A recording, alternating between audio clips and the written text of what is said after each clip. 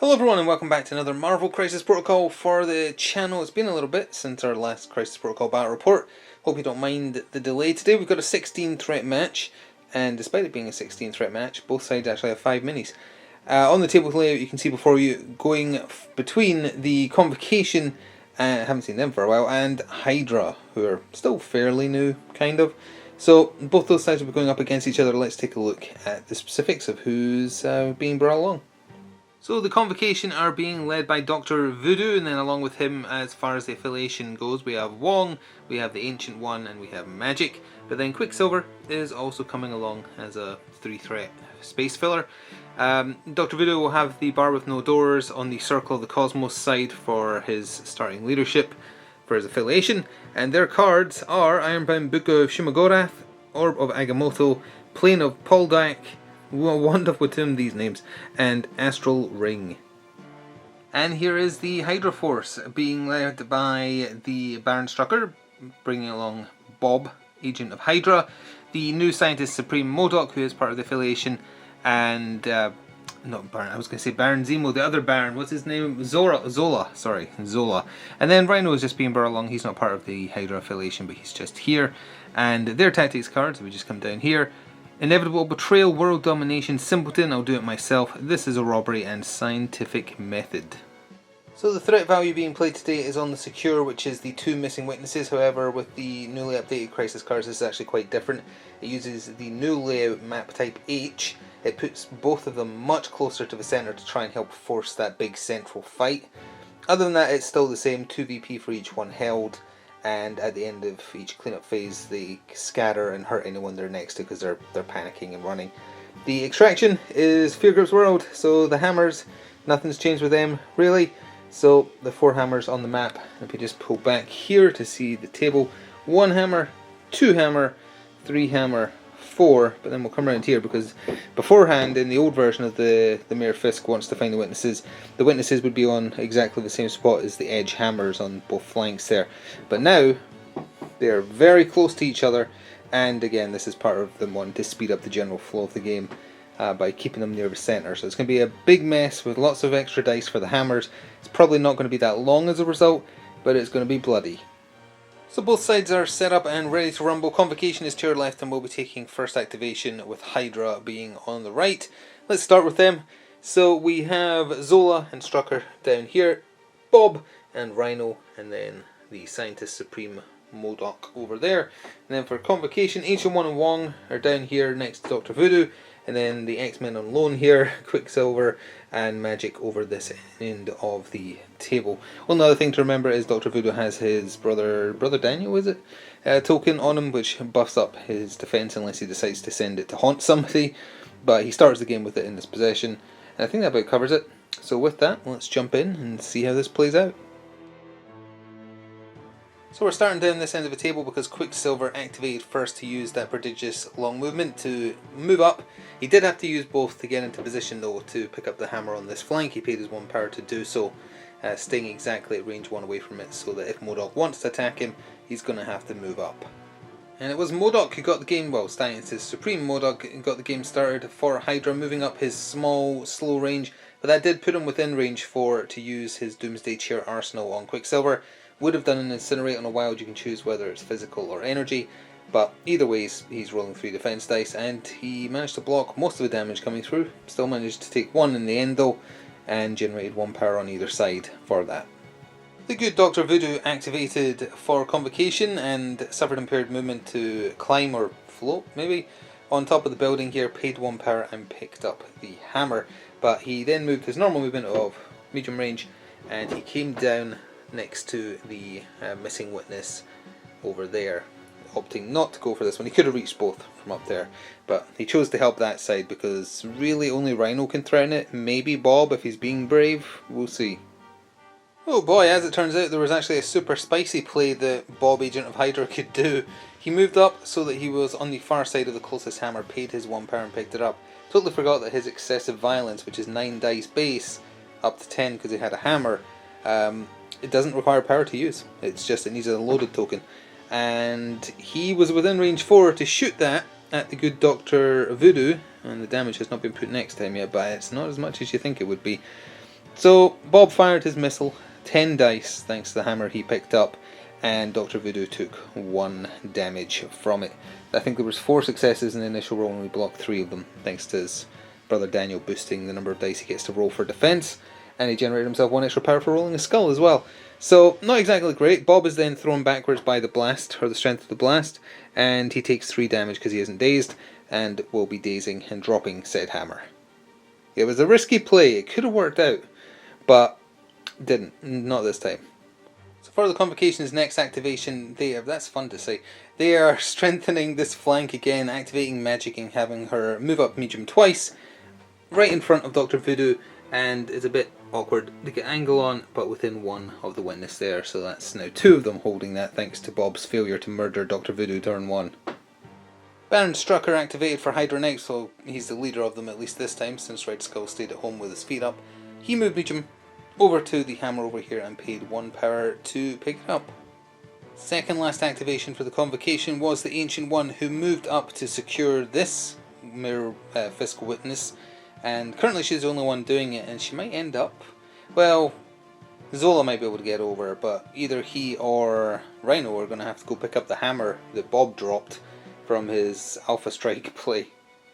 And just like that, decisions have been made. Armin Zola is moving up. He only moves small, but 2 movements on that large base is enough to get him just within 1 of the witness there, meaning the Rhino is the one who's going to have to use a turn to move over, grab that hammer, and then get into the fight, which basically guarantees the witness on the other side of this building is staying firmly in the Convocation's control this turn. Wong activated and just moved up with the Ancient One to help secure this witness. It was feasibly possible if Rhino decided to ignore the hammer, as 2 short movements on that huge base would get him into contesting range here, which would deny 2 victory points instead of securing 1. So with Wong being there, that's now, oh wait, no, that would still be an option because Zola is contesting. Well, now a choice has to be made, I guess. A decision was made, give up 1 VP now to hopefully smash better later with +1 extra attack dice on all of his attacks, which sounds like it will probably be pretty good for the Stampedes that Rhino can do. So he did move ever so slightly to get within 1 of where Bob dropped his hammer, paid his 1 power, picked it up, and then moved small again. Right there, definitely still within threatening distance of the Ancient One and Wong, or the other 2 honestly. If any of them hit him, he can just move towards them for free, so he's in a good position for next turn. But it did cost 1 extra victory point. And speaking of victory points, that takes us to the end of Battle Round 1. During the cleanup phase, the person not securing the witnesses can move them up to 2, and then anyone within range 1 of them, I believe, let me just double check. Yep, range 1 suffers 1 and gains stun. So they have already been moved, ever so slightly, not much at all. So Wong, Ancient One, Dr. Voodoo and Magic are all taking 1 damage and being stunned. It does come at a cost, but they gained a lot of VPs. 4 in fact, for holding both witnesses, because they're worth 2 now. I can't quite remember if they were worth 2 in the previous version. They also have 2 hammers, so they got to 6. And Hydra has the other 2 hammers, taking them to 2. So they're trailing behind at the end of turn 1, but they're a lot more smashy than Convocation, who are not great against physical attacks. So once they get up close, it is going to be a little bit more dicey to hold on to those witnesses. Anyway, into the second battle round, with Convocation still going first. So as we get through the power phase of Battle Round 2, Wong is paying his 2 power for Ironbound Book of Shumagorath, and if we just turn this around real quick, Convocation character can play 2 power during the power phase. This round, when enemy targets an allied character with a physical attack, you can choose to make a Mystic, so it gives them a 1 turn reprieve on the beating that is coming their way. So Battle Round 2 proper got started with Ancient One punching Armin Zola in the soul, if it can be said that he even has one. Spending on Astral Strike, and she is just within range 2 of him from where she was standing, so no movement required. 8 dice I think it is, Mystic. Managed to do 4 damage to him, and more importantly a stagger, which is pretty devastating. Left him on 2 health. She tried to chip that off with Fangs of Farala. I'm really bad at pronouncing Convocation moves, I apologise. Either way, she tried to do some poison knives, and he fully blocked those. So, and they generate 1 flat power whether they do damage or not, so her being stunned didn't really make a difference, and Astral Strike doesn't generate her any power. So she did okay, didn't quite finish the job or secure the daze, but good start. Look at all them extra tokens on the table now, and that's with Armin Zola activating and him losing an action to being staggered. He started by spending 2 on Scientific Method and selecting Strucker, who was within 3. You spend 2, pick a ally within 3, they suffer 2 damage, but then they gain Unnatural Mutation and ESP leakage for the entire game, and Strucker has Healing Factor 1, so it's not so bad putting it on him. Bit of a risk at first, but either way. So those are now on him, you can read the card if you want, and there's the 2 damage that he took from that. He then spent 3 power on it's not Scientific Method, it's Experimental Enhancements, which lets him add 2 dice to his next attack. Then he just did his basic one, his prototype weapons I think it is, on the Ancient One, and could inflict a status effect as long as he got a wild. Unfortunately, with boosting his number of dice, if he gets any crits he hurts himself for 1, which is why there's 1 damage next to him. He got the Ancient One for 3 though, and also decided to apply a stun to her as well. Well, we're staying over here because Wong was a little bit of a hero. He activated and as one of his actions did Vishanti's Blessing, spending 1 power to do so to heal the Ancient One for 2 damage. I think she has 1 on her now, or maybe 2. And then he was a little bit of a hero. He did his basic strike, 4 dice physical, range 2, which just reached Zola. And it's only against 2 physical dice, kind of forgot that he's also bad against physical attacks. Wong did 2, but thanks to the self-inflicted 1 damage he just did to himself, only 1 damage was needed. So that is him dazed. Didn't hold on to a hammer or anything like that, but he is dazed. Wong did well. So Baron Strucker himself activated for Hydra next. Remember, he has Healing Factor 1, so he's healed 1 of the 2 damage that Zola gave him. He moved up to where you can see him and then unleashed a Plasma Blast into Wong's poor face. 3 damage, which on top of the damage, oh that's very shiny, which on top of the damage he took from the Witness and panicking was enough to make him daze. That generated Strucker 3 power, 2 of which he immediately spent to release the Death Spore virus within range 2 of him, because the only person within range 2 is the Ancient One since everyone else is dazed. So on top of already being stunned and shocked, the Ancient One is now also poisoned, so her ability to generate power is severely hampered, although she does generate 2 by default, so she's still gaining a net positive, I think. Oh, although actually, does stun apply to that? Because if stun applies to that, she would only get 1, which would then get taken away by poison. No, yeah, it has actually stunted. She needs to either get dazed or get rid of some of those status effects. Well, magic activated for the Convocation, and we had our first spike of the game. She started with just her 0 cost range 4 dice energy, flat 1 power gain, which I guess doesn't really matter because she's stunned. Bolts of Oster. That managed to do real well, considering it's only 4 energy dice against a defense of 3, I think. She did 3 damage through to MODOK with that, and the 1 power was all she was looking for, so then she could do Dark Child, range 3, which he's also in. Bolts of Oster is range 4, I think I might have just said it was range 3 by mistake. Either way, that's the one where you count skulls in the attack roll and the defense roll as her successes. There's MODOK's defense roll right there, 3 blanks and 2 hits.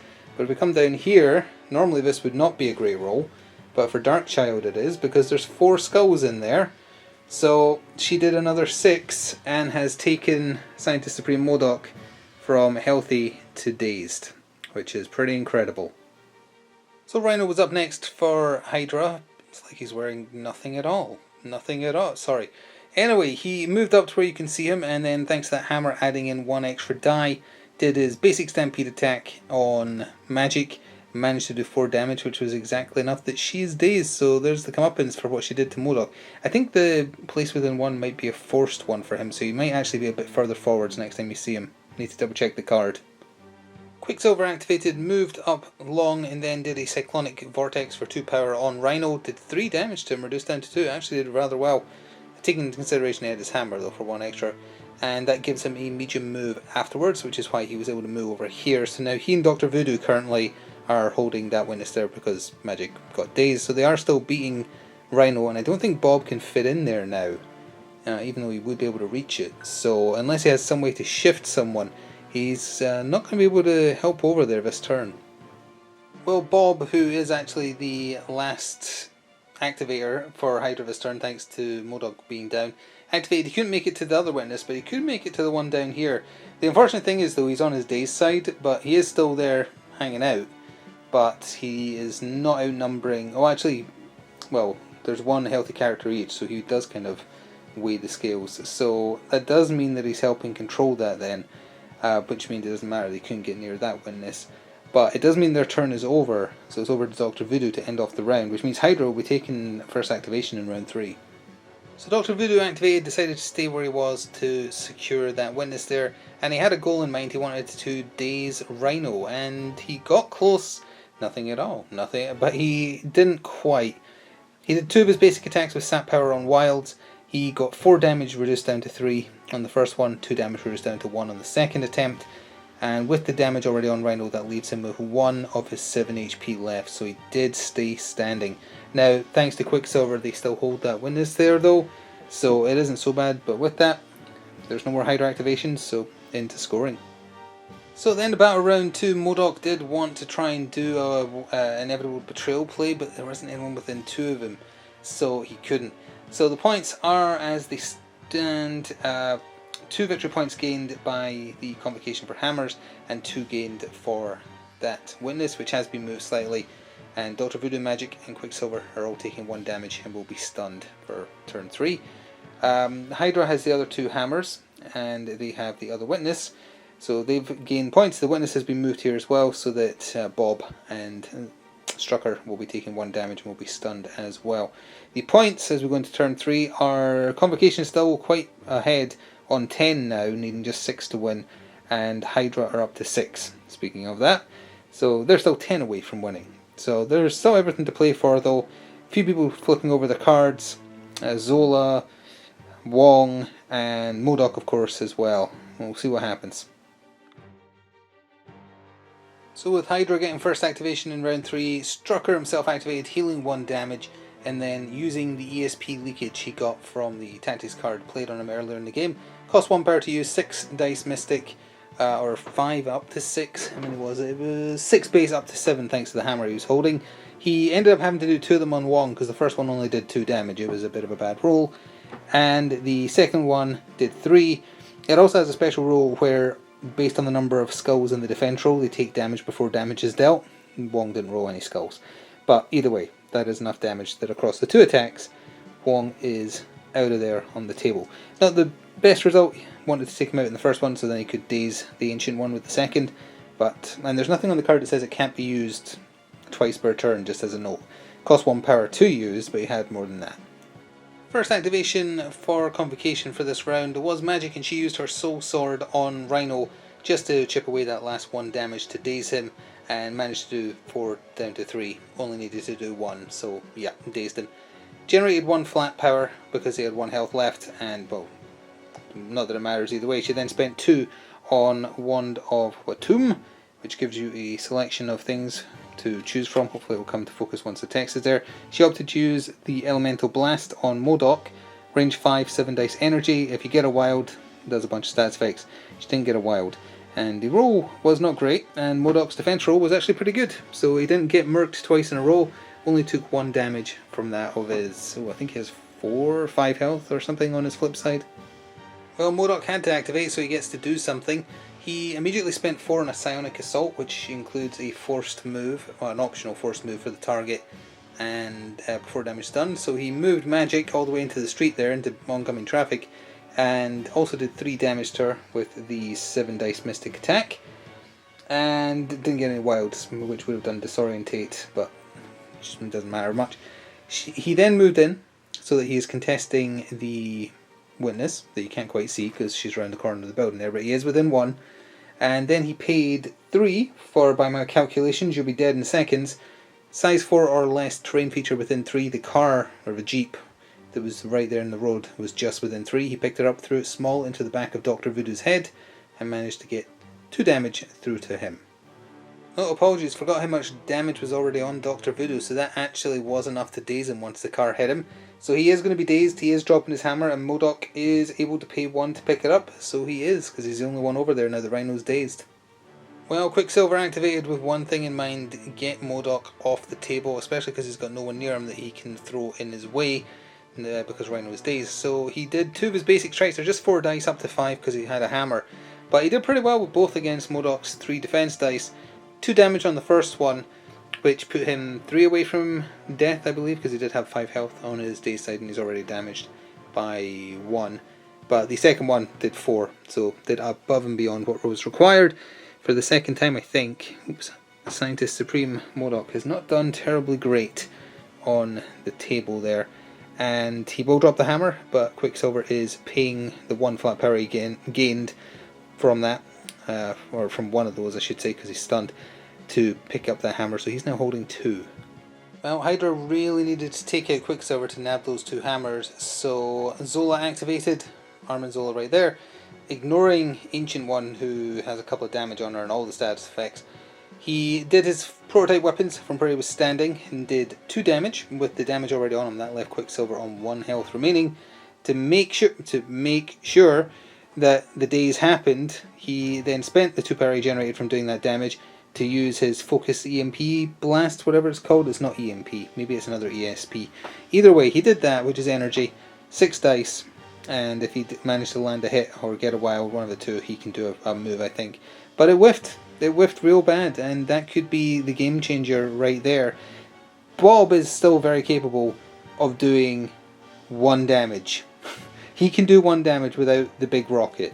So he could still take out Quicksilver and actually be the hero here, but to be the hero, he needs to survive her smacking him in the face. And no, Bob will not be being a hero. 1 shard of the Seraphim into his throat later, and he would be removed from the table, but because he didn't have an activated token, his but how rule kicks in, so essentially he just gets a dazed token instead, stays alive, heals to full for the next turn, if there is a next turn, I'm not sure now. Either way, with her other action, just the 1 flat power she got from that thanks to being stunned, it still gave her enough that she could then try and punch Strucker in the soul. Again, it's arguable whether he has one, but she had enough power to try. 8 dice down to 7 because of the shock, and she had 1 success in the roll, which he blocked. So there you go, didn't do anything. With that, let's go to scoring and see if this is over. I don't think it is. Well, in the battle round 3, it's actually a little interesting. Game's not over. Convocation have that witness up there with Quicksilver, because no one else is alive or conscious. So 2 from that, and also he had 2 hammers, 2 from that, giving them 4 in total, taking them to 14 of the 16 required to win, but that's it. The other 2 hammers are in Hydra's hands, giving them 2 for that, and they have the other witness, 2 for that, so they gained 4, taking them up to 10, aka 4 behind. End of turn witness damage from it being moved. Quicksilver is dazing, so he's going to be dropping the 2... Oh, actually, does the movement happen in the power phase? It's important when the movement actually happens. Yeah, he's going into the turn dazed, because it's in the cleanup phase. I thought they changed that in most of the new cards so that you can't lose a character's turn via that kind of stuff, but Quicksilver is dazing, so he's dropping both hammers. He isn't getting a turn in the next round, so there's just going to be 2 sitting there. Hydra's going first, so they can grab them, which means there actually is still everything to play for. That might change based on who goes first and whether or not they're immediately taken out. Strucker is also taking damage again for holding this, so is Zola, but that's it. So we're beginning round 4 with another correction, unfortunately. When Rhino was dazed, he was holding a hammer. So he should have dropped that, and Quicksilver would have picked that one up as well, which means he should have had 3 on him, which also means that he would drop all 3 when the turn rolled over, which he has. But that does mean that actually Convocation is at 15 of the 16 required to win, and Hydra's at 9 rather than 10. So apologies for that, caught it in time. That does mean that it's very unlikely Hydra are going to bring this back this turn, especially now. Although, someone's going to activate and grab 3 hammers right now, so if they can live, that might swing it. So Rhino got the turn started, spending 3 power to pick up those 3 hammers around him, and then he did 2 movement actions to run over here, basically sitting on this witness here. And you might be thinking, isn't that a stupid thing to do, because if Convocation hold that witness there, they just win? Possibly, but if he stayed there, he was going to get battered by Dr. Voodoo, who's sitting on a bunch of power, and Magic over there who does Mystic, and he's super weak to Mystic anyway. So by running over here, he's surrounded by people who could pick up the hammers if he goes down, and that means he kind of frees up Bob and Zola to go try and control, or at least contest, that witness. So it is actually their best chance to swing it back by not just staying there and taking a beating. Well, no sooner did Bob claw his way back to his feet, saying, no, it's fine guys, I'm okay, did more shards of the Seraphim strike him in the throat and send him back to the ground. The Ancient One activated, chucked him at Bob, did 3 damage. That's another dazed token because he didn't have an activated token. Then she didn't actually do anything for other action because she didn't want to feed any power to them, but she did play Orb of Agamotto, which is hopefully in focus. There we go. Any Convocation character not holding an objective token, she wasn't, may spend 3 to play this card. Characters that, or any number, but she's the only one who did. Characters that spent the part are placed within 3 of their current position. She is now here, and do keep in mind, she is still on her healthy side. So she has got a couple of damage on her, which I think means she has 3 health left. Maybe 4, I can't quite remember if she's a 6 health or a 5 health on her healthy, but either way, she's kind of blocking getting at that witness, because she's right up against the wall there, and is on her healthy side. All Convocation really need to do is hold, because right now Hydra are going to get 5 victory points down here, not enough to win. Well, Armin Zola activated and left us at somewhat of an impasse after his activation. He used his focused ESP Vox Blast, whatever it is, on the Ancient One who was still within range from where she ended up. Took a couple of points of damage from that, or sorry, no, she took 1 from that. It was 2 extra damage after that from his prototype weapons, meaning that she did live on 1 health. So that leaves us in the situation of where it doesn't seem like Hydra can do this. Strucker can safely move from here, he's on his healthy side. He can double move and probably get within range to be contesting that witness, but the Ancient One stayed on her feet, she's also healthy, so it would come down to other characters on the Daze side, of which there was 2. He could move, attack, and presumably manage to do 1 damage to daze her, but then there's no one else, thanks to Bob getting dazed, to go in there to contest, and even if it did contest, it would be someone on their weakened Daze side, and there'd be 2 other Daze characters to outnumber them. So no matter what Strucker did with his activation, there's no way to swing this. There's not even any hammers he can steal, so we're just going to call it there with Zola's activation, because Strucker's been put in a position where anything he can do will not stop the result happening. So we're just going to go to the final scores now. So at what we're calling the end of that round, and indeed the end of the game, it actually kind of came down to the Agamotto tactics card being the thing that swung it positively, or not taking out the Ancient One earlier, I guess, because the only points Convocation gained, 2 for having that witness, which gives them 17, 1 over what they needed to win. Fine. It actually turned out super close though, because Hydra has all 4 hammers and this witness, so they gained 6 victory points, miscounted earlier, it wasn't 5, it was 6. Which took them to 15, so they were only 1 away from winning. Well, 1 away from getting to the amount required to win. Still would have been 1 behind, so they still would have lost, but it was actually super close.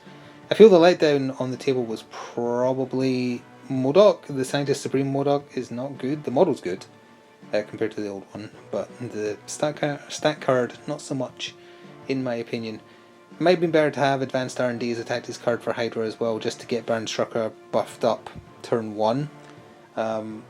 He did have enough power to do that focus blast, although it's Mystic, so his basic attacks were better choices against most of his targets. Not much else would change. Rhino, he tried his best. Might have been a good play earlier in the game to do Rhino in a China shop or whatever it's called, but that's okay. Convocation don't usually do that well, so they won here today against Hydra at the very least. I sincerely hope you enjoyed. Sorry the new Asgardian stuff and whatnot weren't on the table that I mentioned last time. Haven't had time to paint those up yet. Hopefully next time, hopefully, fingers crossed, we'll get to see better Rebel and Ulrich, whatever he's called. Either way, thank you very much for watching this video. If you would like to see more, please do remember to show your support, and if you want to go above and beyond to support what we do here, consider pressing the thanks button or becoming a channel member. It's all reinvested in the channel and helps keep this possible. Enjoy the rest of your day and see you next time. It's time for now.